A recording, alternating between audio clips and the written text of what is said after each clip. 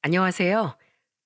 40대 초반에 인생의 깨달음을 얻고 살아가고 있는 남자입니다. 제 소개를 들으시고 40대 초반이 뭘 깨달았나 궁금하시죠? 사람은 큰 사건을 한번 겪어야 깨닫는 게 있다고 하는데 그만큼 저도 충격적인 일을 겪었거든요. 충격적인 상황에 휩쓸리다 보니까 정말 인간이 저렇게 살면 안 된다는 걸 깨닫게 됐어요. 그 당시에도 옆에서 보면서 어떻게 사람이 가족끼리 저 정도로 매몰차게 대할 수가 있지? 싶은 생각이 들었을 정도였죠. 저는 정말 평범한 가정에서 여동생과 부모님까지 네 식구 나름대로 잘 살았던 것 같아요. 심지어 시골에서 벼농사를 짓고 사셨기 때문에 정직함과 성실함을 무기로 살던 분들이세요. 이런 환경에서 자라온 제가 사내 연애로 아내를 만나게 된 거죠. 아내는 저랑은 다르게 구두 장인으로 오랫동안 일하셨던 아버지 밑에서 자란 여자였답니다. 처음엔 회사에서도 수수하고 털털한 모습이라서 전혀 상상도 못했어요. 그런데 처음 처가 인사 갔을 때 저는 예비 장모 모습을 보고 깜짝 놀라고 말았죠. 그때 장모가 목걸이, 귀걸이, 반지까지 전부 금반지를 두르고 저를 맞이하는데 제가 부담스럽지 않겠습니까? 그래서 저도 모르게 당황한 목소리로 장모를 보면서 어색하게 인사를 하게 됐어요. 어서 와요. 난 진영이 엄마예요. 네, 네. 초대해 주셔서 감사합니다. 장모가 저와 악수를 하려고 손을 내미는데 반지와 팔찌가 정말 화려하게 보였습니다. 아내한테 듣기로 장인보다 장모가 7살 연하라고 들었는데 엄청 어려 보이셨어요. 들어보니까 스스로 가꾸고 관리하는 걸 워낙 즐긴다고 하시더군요. 처음 만나던 날 장모를 보고 엄청 당황했는데 장인어른은 정말 정반대 분위기였던 겁니다. 장모가 너무 화려해서 장인어른도 비슷할 줄 알았는데 의외로 검소한 차림이셨어요. 장인어른은 절 보자마자 반가운 목소리로 맞이해 주셨답니다. 아이고, 우리 예비 사위 왔나? 내가 진영이한테 보고 싶다고 노래 불렀는데 이제야 보네요. 저도 장인어른 꼭 한번 뵙고 싶었습니다. 이렇게 뵙게 돼서 영광입니다. 저는 소탈한 모습으로 절 반겨주시던 장인어른을 뵙자마자 괜히 정감이 가더라고요. 아내가 그동안 장인어른에 대해 자세히 알려주지 않았던 점들을 그날 모두 알게 됐죠. 알고 보니까 장인어른은 구두 공장까지 운영하고 계셨던 겁니다. 그때 장인어른과 술을 한잔하면서 사회생활에 대해 이야기를 하다가 장인어른의 말에 깜짝 놀라며 묻게 됐어요. 구두 공장까지 운영하시는 줄은 몰랐어요. 성수동에서 구두 만드신다고만 들었는데 정말 대단하세요. 내 시작이 성수동이었으니까 거긴 유지하고 있는 거야. 그 작은 곳에서 시작해서 지금 3층짜리 건물까지 오는데 내 한평생을 다 바쳤어. 지금 공장도 내 건물에서 운영하고 있는데 난 지금이 꿈만 같네. 정말 일만 하면서 앞만 보고 살았어. 정말 대단하세요. 전 아직 사회생활 초짜라서 장인어른께 배울 점이 많은 것 같습니다. 장인어른은 3층짜리 건물을 소유하고 있었고 그 건물 지하 1층에서 구두 공장을 운영하셨던 겁니다. 장인에 비하면 사회생활 초짜였던 전 배울 점이 많은 분이란 생각이 들었어요. 그날 장인어른과 심도 깊은 대화를 하면서 참 즐거운 시간을 보냈네요. 그날 첫 인사를 끝내고 집에서 나오는데 아내가 저를 보면서 기대에 찬 목소리로 말하더군요. 우리 부모님이 오빠 마음에 들어 하시는 것 같아. 잔뜩 긴장해서 내가 무슨 말을 했나 모르겠어. 아버지가 오빠 성실해 보인다고 정말 좋아하셔. 정말? 아, 정말 다행이다. 근데 진영이 넌 장모님보다 장인어른을 더 많이 닮은 것 같아.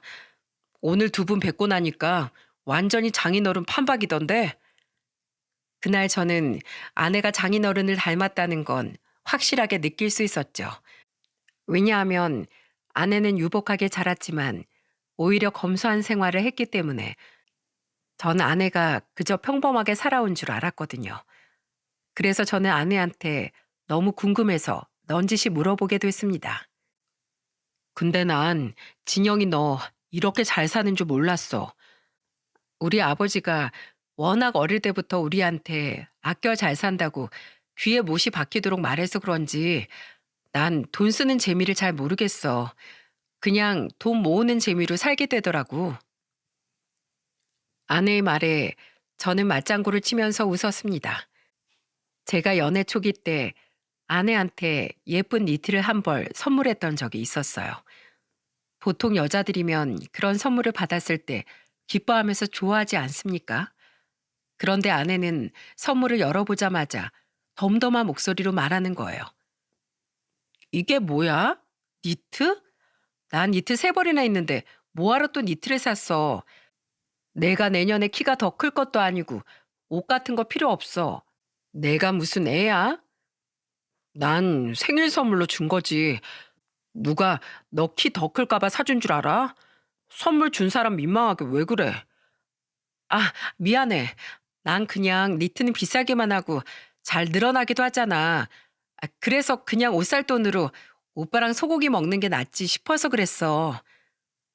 평소에 옷을 잘 안 사는 아내를 생각해서 준비한 선물인데 퉁명스러운 반응에 제가 서운해했던 기억이 났어요.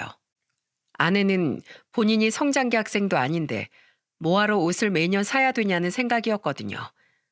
하지만 저는 생일 선물이니까 그저 예쁜 걸 사주고 싶었던 겁니다. 그때 저는 아내가 굉장히 검소하고 알뜰한 사람이라는 걸 알게 된 거죠. 검소하고 소박한 아내가 전 오히려 더 마음에 들었어요. 괜히 흥청망청 돈을 쓰는 것보단 이런 식으로 아낄 줄 아는 사람이 더 현명해 보이지 않겠습니까? 그래서 연애 기간이 늘어갈수록 저는 아내와 진지한 미래까지 그리게 됐답니다. 그 후 저와 아내는 양가 상견례까지 하면서 본격적으로 결혼 준비를 시작했어요. 그런데 상견례를 하던 날 저희 부모님은 장모를 보고 조금 주눅이 드신 것 같았죠. 평소에도 화려하게 입고 다니던 장모가 상견례 땐 얼마나 더 꾸몄겠습니까? 심지어 그날 장모는 반지도 양손 합쳐서 6개 정도 끼고 있었어요. 그 손으로 악수를 하려고 손을 내미는데 저희 어머니가 민망하셨는지 웃는 목소리로 이런 말까지 하셨습니다. 제가 시골에서 농사 짓던 손이라 악수하기가 민망하네요. 안 사돈 손이 워낙 곱고 흰 손이라서 제 손이 다 민망해요. 어머, 무슨 그런 말씀을 하세요. 사람 팔자가 다 그렇죠. 그 순간 장모의 말에 저는 기분이 좀 나빴어요. 자칫 잘못하면 상견례 하기도 전에 분위기가 이상해졌을 텐데 장인어른이 재빨리 주제를 돌리면서 말하셨죠. 아유, 부끄러운 손이 어디 있습니까? 저도 구두 만들던 손이라 여기저기 까졌어요. 여기 좀 보십시오. 여긴 흉터도 있어요. 그런데 이게 다 치열하게 살아온 흔적 아니겠습니까? 오히려 깨끗한 손이 더 민망해야죠. 그때 장인어른의 센스에 저는 정말 감탄을 금치 못했습니다. 사실 저희 부모님은 까무잡잡하고 깔끔한 옷을 입고 오셨어도 허름해 보였거든요. 자식인 제가 이런 생각을 했다는 게 너무 민망할 정도로 장인어른의 말씀은 저한테도 큰 깨달음을 주는 말씀이었어요. 그렇게 장인어른의 리드로 상견례는 화기애애한 분위기 속에 끝이 났어요. 그때 아버지는 장인어른의 말에 큰 감동까지 받았다고 했어요. 그래서 저는 장인어른께 정말 감사한 마음이 클 수밖에 없었죠. 자식도 제대로 봐주지 못한 부모님의 노고를 봐주신 것 같아서 정말 고맙더군요. 그 후 저와 아내는 양가 어른들의 축복 속에 결혼식을 올렸습니다. 결혼 후 슬아의 아들과 딸을 낳고 네 식구 단란하게 살고 있었죠. 하지만 항상 처남과 처제가 사건 사고를 달고 사는 바람에 바람 잘 날이 없었어요. 특히 처제는 장인어른한테 한 소리 듣고 나면 꼭 저희 집으로 오는 거예요. 그러다가 한 번은 술에 잔뜩 취한 처제가 문을 부실 듯이 두드리면서 소리쳤어요. 형부, 언니, 문 좀 열어. 나야, 나라니까. 애들도 다 재우고 저와 아내도 자려고 누웠는데 그때 시간이 밤 11시였어요. 그런데 처제가 찾아와 고성방가를 지르면서 문을 두드리는 겁니다. 아내가 깜짝 놀라 현관문을 열면서 소리쳤어요. 너 지금 뭐 하는 거야? 지금 시간이 몇인 줄이나 알아? 그러니까 지금 시간이 몇인데 아빠가 딸을 내쫓냐고. 이건 갑질이야, 갑질이라고. 뭐? 너 지금 그게 무슨 소리야? 아니, 아빠라는 사람이 딸이 술 좀 마셨다고 내쫓아? 이게 말이 되냐고. 내가 오랜만에 친구들 만나서 술도 마시고 술값도 내고 한 건데 그게 뭐가 문제야? 참, 내가 맨날 술 마시는 것도 아니고 진짜 일주일 만에 마신 거라고. 야, 일주일 만에 술 마신 게 가끔이야? 너 카드도 아버지 카드 들고 다니잖아. 그러니까 아버지가 당연히 화를 내시지. 아내는 술에 취한 처제 팔을 내려치면서 소리쳤어요. 처제는 취업도 안 한 채 장인어른 카드로 생활하고 있었죠. 그런데 말로는 매일 취업할 거라고 하면서 술만 마시고 다니니까 장인어른도 화가 나서 그날은 아예 내쫓았던 겁니다. 정말 장인어른도 오죽하면 그랬겠습니까? 그런데 처제를 그렇게 내쫓고 장인어른도 마음이 안 좋으셨는지 저한테 전화를 하셨더군요. 저한테 걱정 가득한 목소리로 물으셨습니다. 내가 밤늦게 전화해서 미안해. 혹시 우리 둘째 거기 갔나? 네, 여기 있어요. 이 시간까지 안 주무셨어요? 화가 나서 내쫓았는데 걱정이 돼서 잠이 와야 말이지. 내가 미안하네. 자네 자야 되는데 괜히 시끄럽게 만들었네. 아니에요. 너무 걱정 마세요. 지금 아내랑 둘이 얘기 중이에요. 그래, 미안하네. 잘 좀 부탁하네. 장인어른은 늘 말씀은 엄하고 단호하게 하셔도 마음은 늘 자식 걱정뿐이셨어요. 저도 자식을 낳아보니까 장인어른 마음을 이해할 수 있었어요. 옛말에 사랑의 매라는 말도 있지 않습니까? 집안에서 장인어른은 사랑의 매를 드는 사람이었던 겁니다. 하지만 처제와 처남은 장인어른의 이런 깊은 뜻도 모른 채 늘 불만투성이었어요. 그날도 처제가 한탄하면서 억울하다고 말하는데 듣다 못한 아내가 단호한 목소리로 처제를 다그치며 소리쳤습니다. 너 그동안 아버지한테 받아 쓴 돈이 다 얼마야? 어? 너 낳아서 이렇게 키워줬으면 그것만으로도 감사해야지.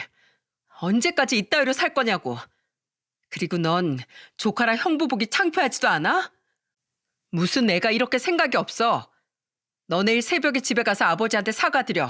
알겠어? 안 그러면 다신 여기도 못 올 줄 알아.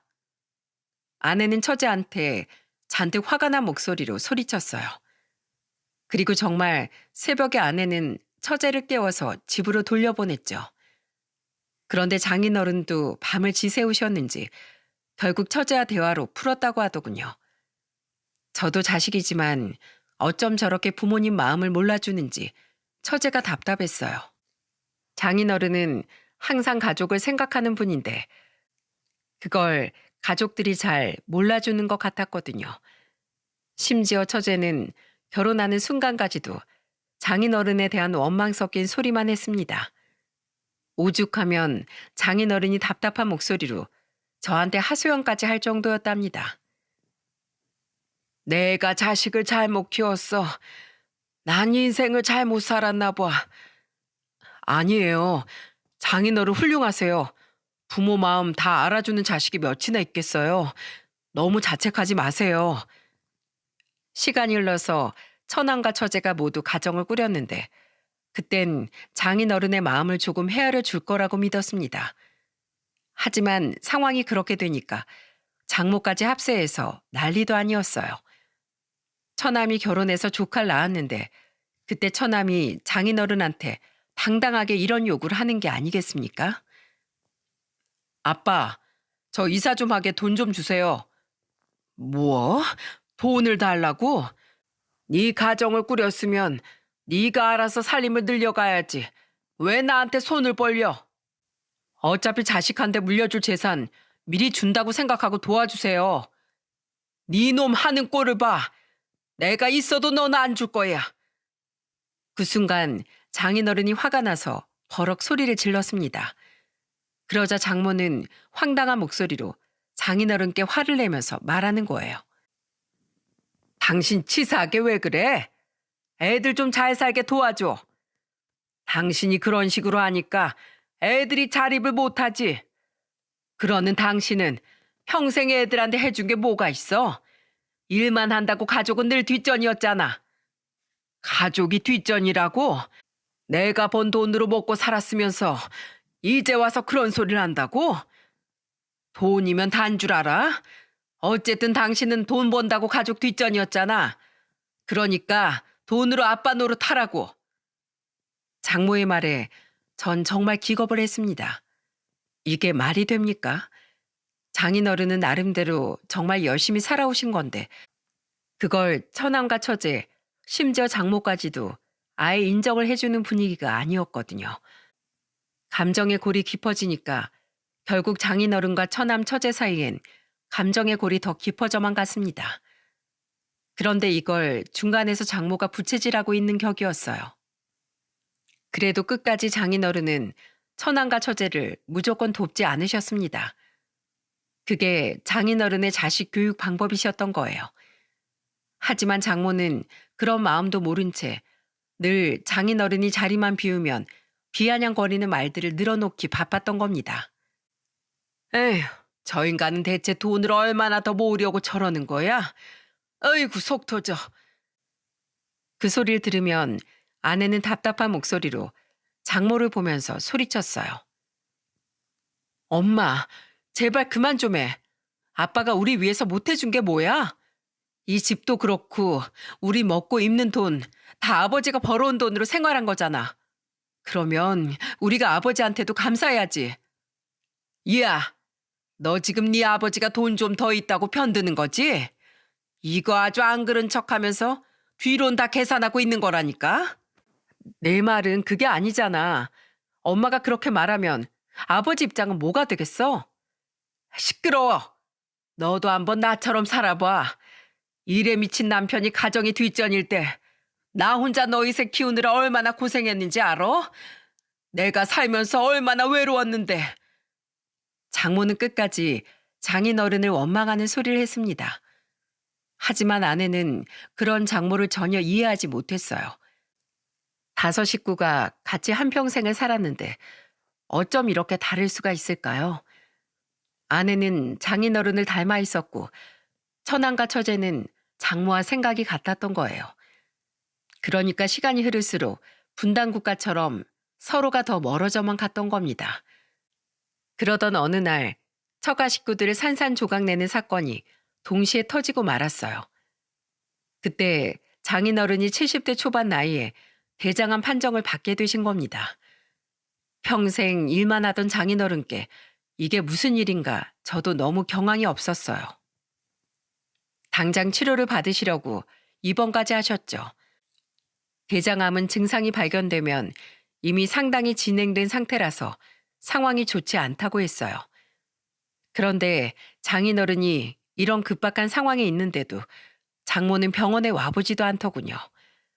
보다 못한 아내가 답답한 마음에 장모한테 전화를 해서 답답한 목소리로 물었습니다. 엄마, 지금 어디야? 내가 아버지 입원했다고 말했잖아. 네가 좀 해. 엄마 지금 친구들이랑 제주도 가는 길이야. 곧 비행기 타야 되니까 네가 좀 해라. 뭐? 제주도? 아버지 이러고 있는데 어딜 간다는 거야? 내가 간다고 갑자기 건강해지는 것도 아니잖아. 웬 호들갑이야? 살고 죽는 건 다 하늘의 뜻이야. 그러니까 네가 장녀로서 잘 좀 보살피고 있어. 끊는다. 장모의 말에 아내도 저도 정말 경악을 했습니다. 배우자가 그냥 아픈 것도 아니고 대장암인데 이럴 수가 있습니까? 아내가 답답한 마음에 눈물을 흘리기도 했어요. 그 모습을 보니까 제가 더 짠하더군요. 그런데 장모가 이러는데 처남과 처제는 어땠겠습니까? 아무것도 모르는 장인어른은 힘없는 목소리로 가족들을 찾으며 물었어요. 자네 왔나? 우리 애들이랑 아내는 다 어디 있는지 알아? 네? 그게 제 손을 잡고 장모와 처남, 처제를 찾으시는데 전 차마 아무 말도 할 수가 없었어요. 그때 장인어른은 제 손을 꼭 잡으시면서 슬픈 목소리로 말하셨습니다. 괜찮어. 자네가 그렇게 미안할 일이 아니야. 나 다 알아. 아니에요. 제가 전화라도 해보고 올게요. 저는 아프신 장인어른이 가족들을 찾으니까 처남과 처제라도 병원에 오게 하려고 했어요. 이미 제주도로 간 장모는 어쩔 수 없어도 처남과 처제는 올 거라고 믿었거든요. 그래서 우선 처남한테 전화를 걸어 다급한 목소리로 말했죠. 처남, 지금 어디야? 장인어른이 가족들을 찾으시는데 얼른 좀 와서 얼굴이라도 비춰. 가족을 찾아요? 힘 없고 나이 들면 자식 찾는다는 말이 딱이네. 해준 게 뭐가 있다고 절 찾아요? 매형이 알아서 좀 해요. 전 크면서 서운한 게 너무 많이 쌓여서 못 간다고 해요. 뭐? 처남, 정말 너무한 거 아니야? 수술 날짜 다가오기 전에 가족들 보고 싶다고 하는데 그걸 못 해드리겠다는 거야? 자식 된 도린 해야 될 거 아니야? 글쎄 못한다고요. 나 바쁘니까 끊어요.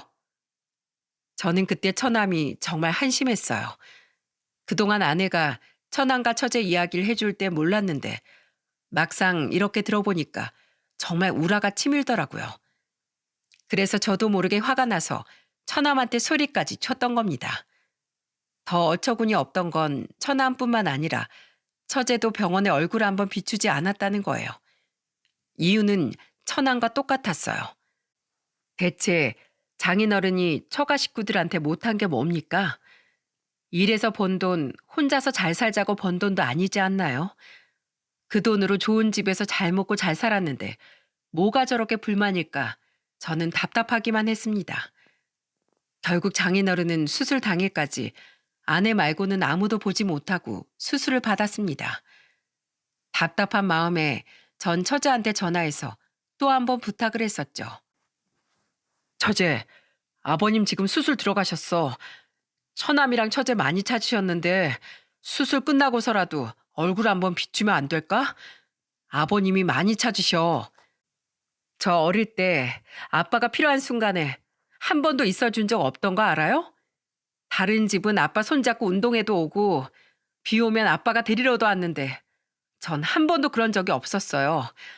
그러니까 아빠도 혼자 수술 받고 나와야 공평하지 않아요? 제 생각은 절대 안 변하니까 제발 그만 좀 전화해요.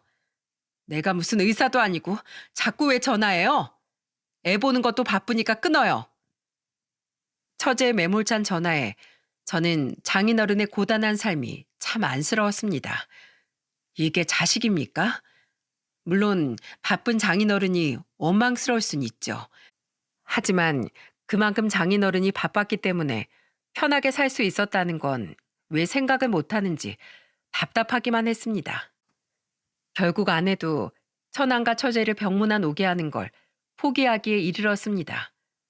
그런데 이 상황에 장모가 대형 사고를 쳤어요. 그날은 장모가 처음으로 장인어른 병실에 문병을 왔던 날이었죠.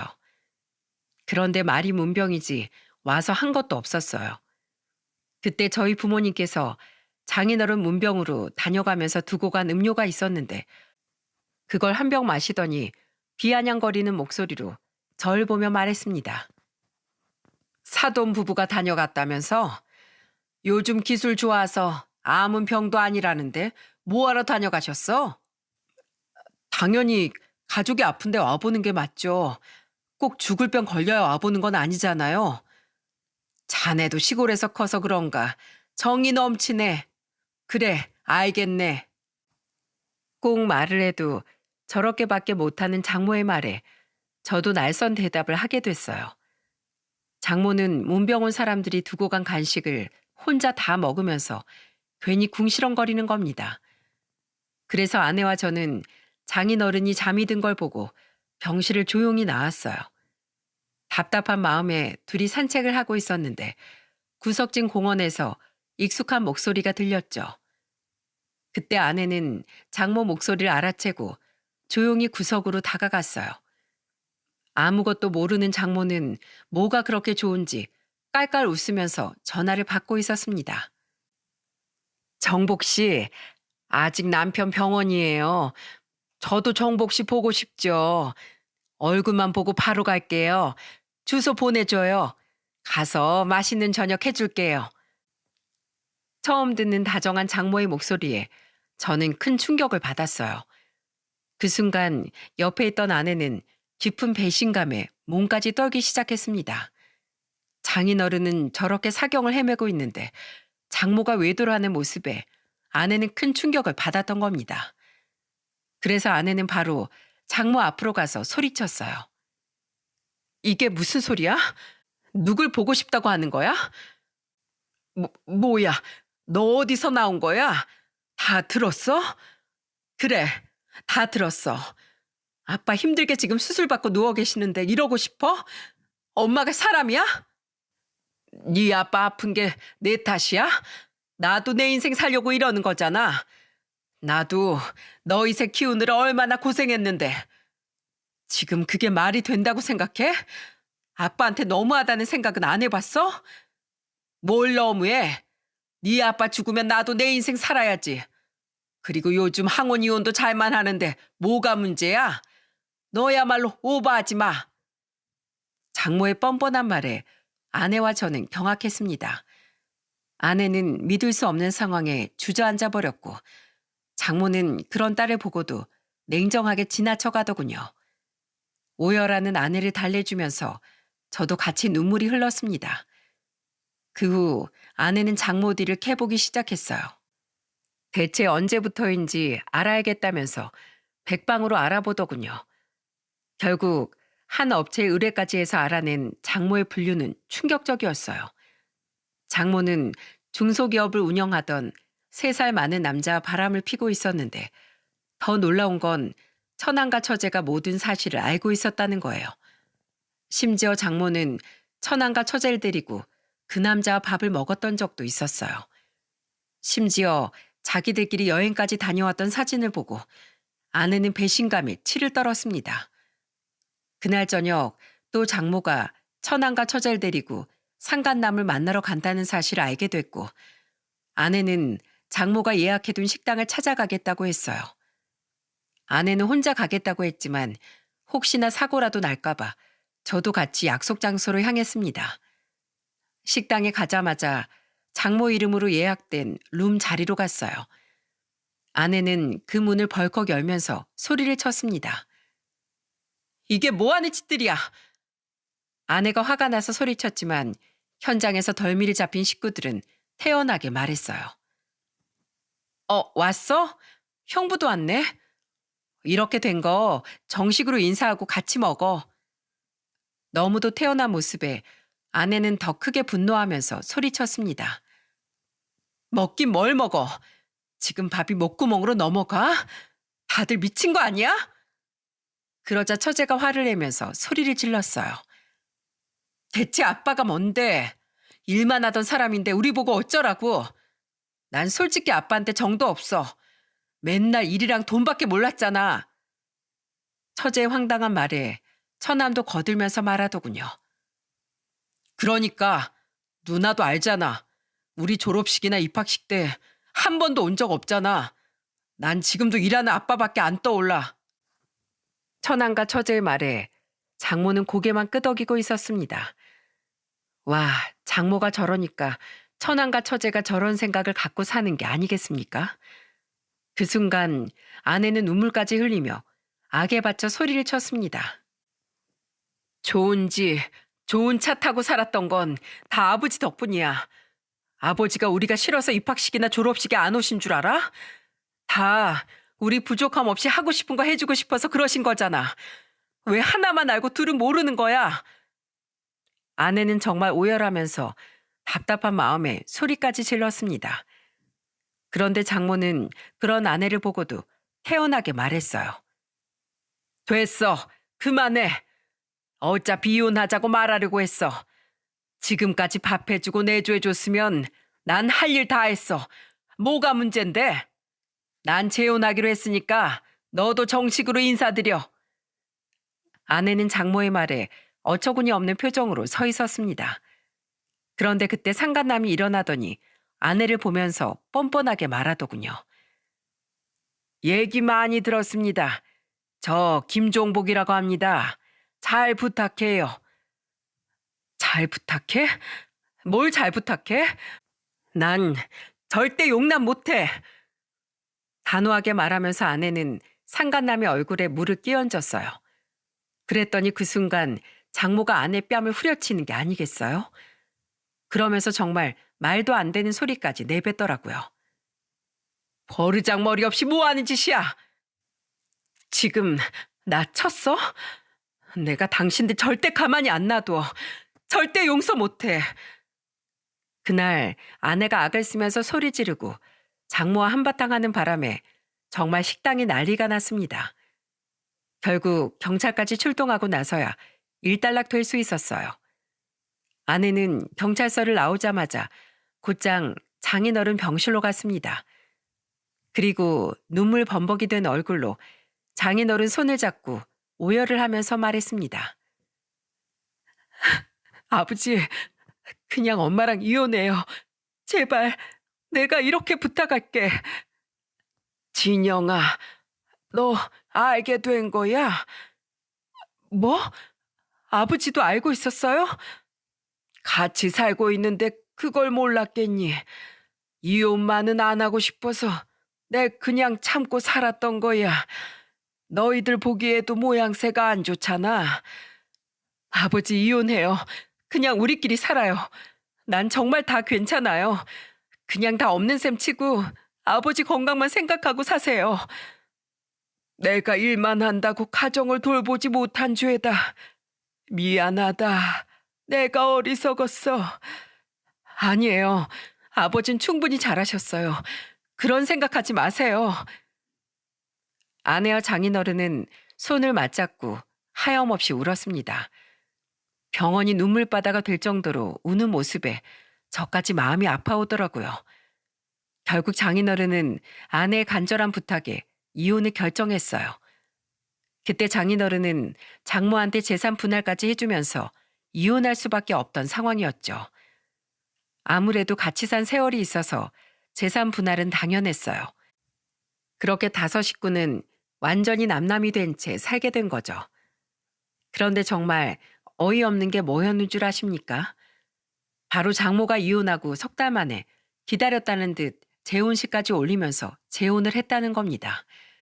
심지어 장모 주변 사람들도 장모의 선 넘은 행동에 아무도 재혼식에 가지 않았다고 했어요. 이혼하면서 장인은 건물까지 팔아 재산 분할을 해주니까 장모는 아무 꺼리낌 없이 재혼했던 거죠. 완전히 받을 거 다 받았다. 이런 태도로 일관했네요. 하지만 장인어른은 공장도 다 처분하고 그저 병마와 싸우면서 힘겨운 나날을 보내고 있었습니다. 저와 아내는 외로운 싸움을 하고 있는 장인어른 곁을 지켰어요. 하지만 처남과 처제는 장모 쪽에 붙어서 정말 장인어른을 거들떠도 안 보는 겁니다. 보다 못한 아내가 또 한 번 처남한테 전화해서 소리쳤어요. 이제 부모님 이혼했다고 아예 안 오겠다는 거야? 누나, 제발 그냥 난 없는 사람 쳐. 나 솔직히 새아빠 너무 좋아. 나한테 얼마나 잘해주는 줄 알아? 대화도 너무 잘 통하고. 진짜 너희는 사람도 아니야. 천벌받을 놈들아. 돌아가시기 전에 그래도 우리도 자식인데 재산은 물려주시겠지. 그걸로 아버지 노릇한다고 생각할 테니까 돌아가시면 연락해. 야, 넌 꼭 네 자식한테 똑같은 소리 들어봐. 넌 똑같이 당할 거야. 장인어른은 그래도 자식들이라고 보고 싶어 하시는데 처남과 처제는 올 생각도 없어 보였습니다. 아무리 서운한 게 있어도 정말 너무한 거 아닙니까? 정말 피도 눈물도 없는 처남의 말에 아내는 화가 잔뜩 난 거죠. 그 사이 장인어른 건강은 점점 악화되고 있었어요. 의사는 심각한 목소리로 저와 아내를 보면서 말했습니다. 보호자분들, 이제 마음의 준비를 좀 하셔야 할 것 같아요. 무슨 일이 있는지 모르겠지만 더 이상 삶의 의지도 없다고 자꾸 말하세요. 예전엔 이 정도까지는 아니었는데 그냥 빨리 눈 감고 싶다는 말씀밖에 안 하시더라고요. 네? 저희 아버지가요? 네. 그래서 보호자분들이 마음의 준비를 하시는 게 좋겠어요. 아내는 의사의 말에 좌절하면서 울었어요. 옆에 있던 저도 같이 눈물이 흘렀습니다. 얼마나 인생이 허무하면 저런 말을 하셨을까요? 그런데 며칠 뒤 장인어른이 절 따로 불러서 간절한 부탁을 하시더군요. 김서방, 우리 애들한테 전화해서 내가 얼굴 좀 보고 싶다고 해줘. 못난 자식들이라도 죽기 전에 한번 얼굴이라도 보고 싶네. 네, 아버님. 제가 금방 전화만 하고 올게요. 저는 아버님의 간절한 부탁을 들어드리고 싶었어요. 죽은 사람 소원도 들어준다는데 산 사람 소원 못 들어주겠습니까? 하지만 처남은 끝까지 제 부탁이 귀찮은 듯 똑같은 대답을 하더군요. 오늘 바빠요. 그리고 누나한테 연락하지 말라고 말했잖아요. 저희 강원도 놀러 가기로 했어요. 그러니까 저희 대신 매영이 옆에서 많이 지켜주세요. 미안합니다. 저는 정말 제가 잘못 들은 줄 알았어요. 그래서 답답한 마음에 처남한테 다그치듯이 말했습니다. 남도 아니고 처남 아버님이야. 왜 그렇게 이렇게 못나게 행동하는 거야? 아, 진짜 꼰대같이 왜 그래요? 더 이상 싫은 소리 하기 싫으니까 나한테 명령하지 마세요. 짜증나니까 끊어요. 처남 전화에 귀가 찼습니다. 그래도 저는 지푸라기라도 잡는 심정으로 처제한테 전화를 걸었죠. 하지만 처제는 아예 전화조차 받지 않는 거예요. 결국 아무런 소득 없이 장인어른한테 안타까운 말을 전해야 했어요.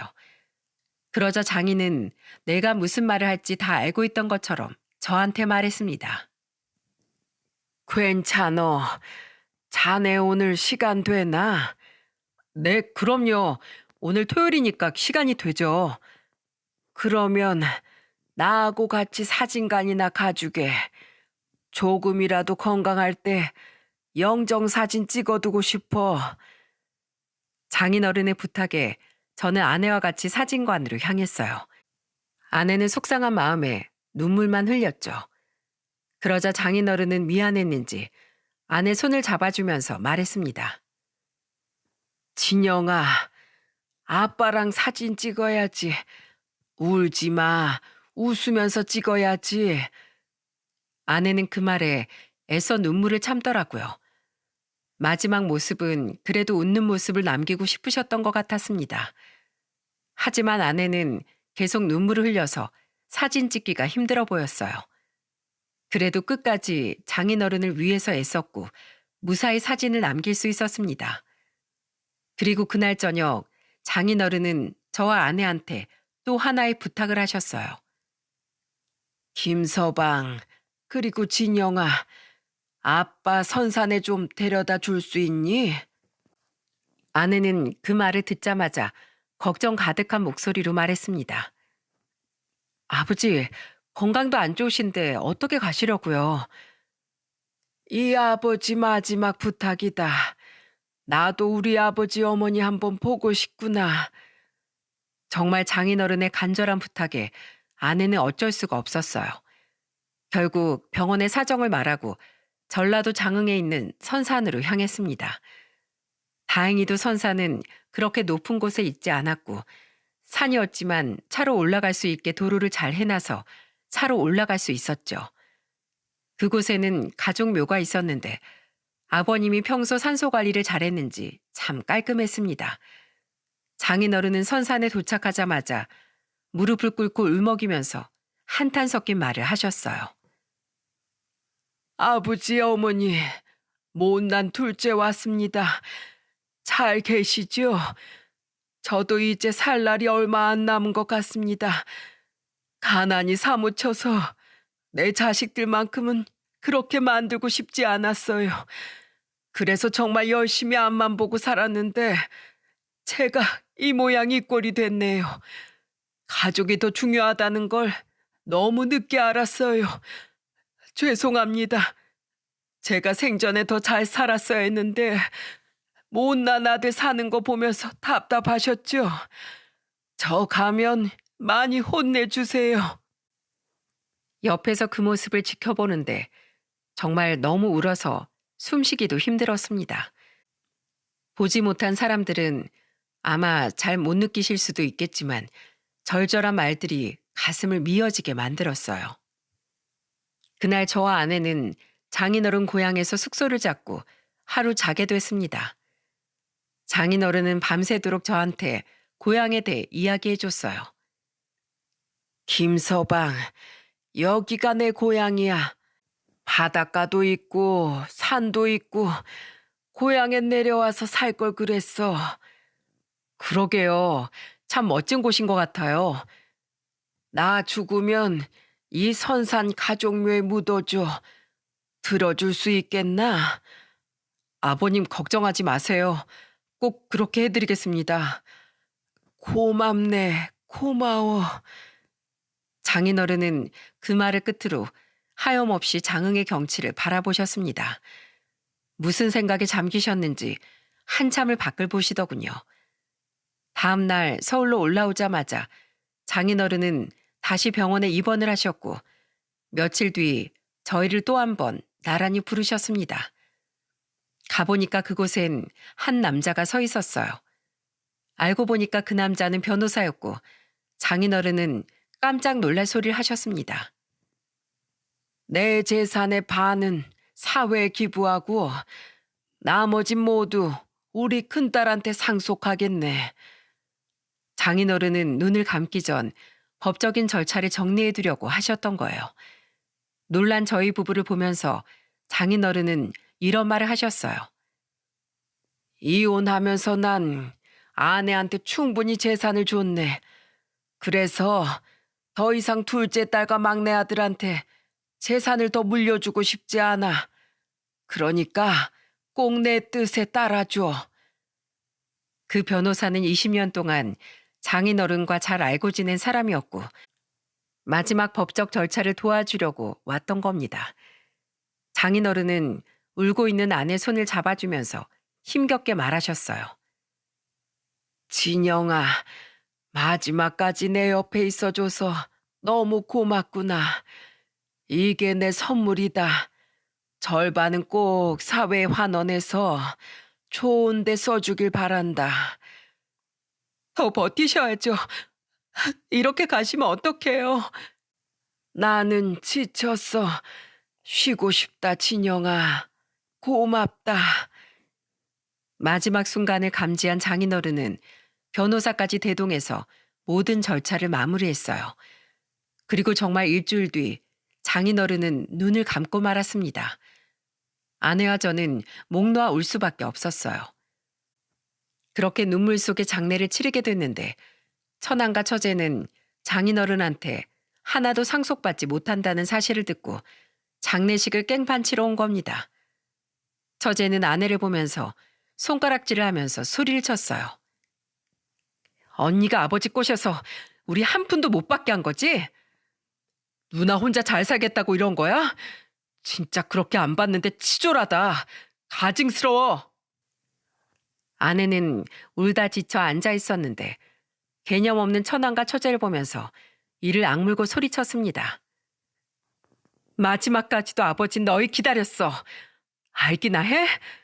아빠 배신하고 새아빠란 인간한테 간 게 누군데? 뻔뻔하게 어딜 와서 큰 소리 치는 거야. 악을 쓰면서 아내가 소리치자 처남은 더 큰 소리를 치면서 뻔뻔하게 말하더군요. 백구, 나 어떻게 해서든지 소송해서 내 목 받아낼 거니까 그렇게 알아. 정말 끝까지 장인어른 장례식에서 소리만 지르고 돈 얘기만 하다가 가는 거예요. 이게 자식입니까? 그래서 저는 처남과 처제를 밖으로 끌어냈어요. 장례식장에서 음식도 없고 난리도 아니었습니다. 조문객들은 그 모습을 보고 수군거리기 시작했어요. 저런 나쁜 놈들. 그렇게 고생고생해서 키웠는데 재산 얘기만 하는 것 좀 봐. 아이고, 우리 김씨 얼마나 평소에 마음이 아팠을까. 나 죽고 내 자식들도 저럴까 봐 무서워. 첫째 딸이 그나마 생각이 있어서 다행이지. 아유, 저 꼴 좀 봐. 끝까지 장인어른 가시는 길은 시끄러웠습니다. 상황이 이러니까 저는 상주 노릇을 하려고 정말 정신을 바짝 차렸어요. 슬픔에 잠긴 아내를 대신하기 위해 분주하게 움직였죠. 그리고 생전에 장인어른 소원대로 고향에 있는 선산에 모셔드렸어요. 그렇게 장인어른을 모시고 돌아오는데 가슴이 공허했습니다. 꼭 장인어른을 고향에 두고 오는 기분까지 들었어요.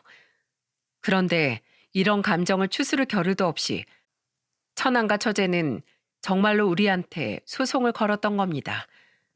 하지만 두 사람이 우리를 이길 수 있는 방법은 없었어요. 이미 법적으로 변호사까지 있는 자리에서 유언장을 작성했기에 별 다른 수가 없었죠. 결국 한 푼도 받지 못하고 의미 없는 싸움만 했던 겁니다.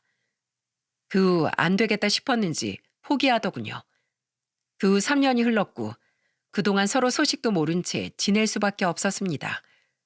감정의 골이 깊어졌고 이미 아내도 배신감에 다시는 보고 싶지 않다고 했으니까요. 그런데 최근에 어떤 소식이 들려왔는지 아십니까? 장모가 아내한테 전화해서 울면서 하소연을 했다는 거예요.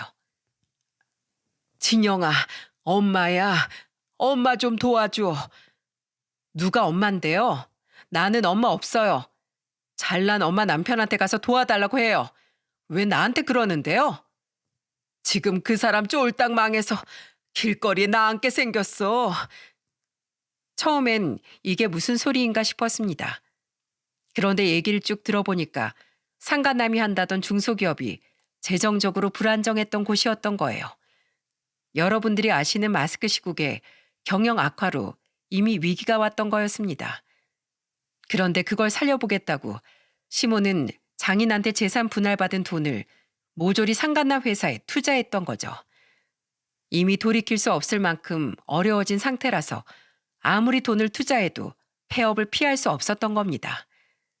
심지어는 처남과 처제도 회사 살리려고 거액을 빌려줬는데 한 푼도 못 받게 된 상태라고 했어요. 결국 폐업 처분을 하게 되니까 장모는 급한 마음에 아내한테 전화를 했던 겁니다. 정말 양심도 없지 않나요? 장모는 한탄을 하면서 아내한테 하소연을 했어요. 내가 속았어. 차랑 집에 속아서 내 팔자 내가 꼬았다고. 나 이제 어쩌면 좋아, 진영아. 제발 이 엄마 좀 살려줘. 자업자득이에요. 그리고 난 당신 같은 엄마 둔 적 없으니까 그만 전화해요. 나한테 영 끊고 살자던 사람이 그쪽이에요. 잊었어요? 잘난 그 자식들하고 남편까지 데리고 지지고 볶든 알아서 사세요. 아내는 정말 냉정하게 전화를 끊어버렸어요. 하긴 저라도 아내와 똑같이 했을 겁니다. 아내는 그 후로 전 장모와 모든 식구들 전화를 차단까지 했죠. 그리고 얼굴도 보기 싫다는 아내 말에 저희는 이사까지 했어요. 사실 저희는 지방으로 가서 주유소를 운영할 생각이라 이사를 준비하고 있는 중이었거든요. 지금은 아내와 지방으로 이사해서 주유소를 이제 막 운영하기 시작했답니다. 아내는 일도 좋지만 아이들과 시간을 보내면서 살길 바랬어요. 그렇게 지금은 아이들을 키우면서 아내와 함께 네 식구 단란하게 살고 있답니다. 이게 다 장인어른 덕분이라고 생각해요. 아무리 가장이라도 가족을 위해서 희생하는 건 어렵지 않습니까? 진정으로 가족을 생각했던 사람은 장인어른이라고 아내와 저는 지금도 믿고 있어요. 꼭 옆에 있어주고 시간을 보내야만 마음을 느낄 수 있는 건 아니죠. 얼만큼 서로를 이해하고 헤아려 주느냐가 중요한 것 같습니다. 가족이 모든 마음을 알아줄 수는 없어도 이해하려고 노력하는 자세가 필요하지 않겠습니까? 그래서 아내와 저도 충분한 대화를 나누면서 앞으로에 대해 의논하면서 살려고 노력 중이랍니다. 이런 생각이 장인어른이 남겨주신 정말 위대한 유산이라고 생각해요. 아마 장인어른이 아니었다면 저도 아내도 훌륭한 부모가 되는 길을 잘 몰랐을지도 모릅니다. 그래서 이런 장인어른의 뜻을 같이 나누고 싶어서 이런 사연도 쓰게 됐답니다.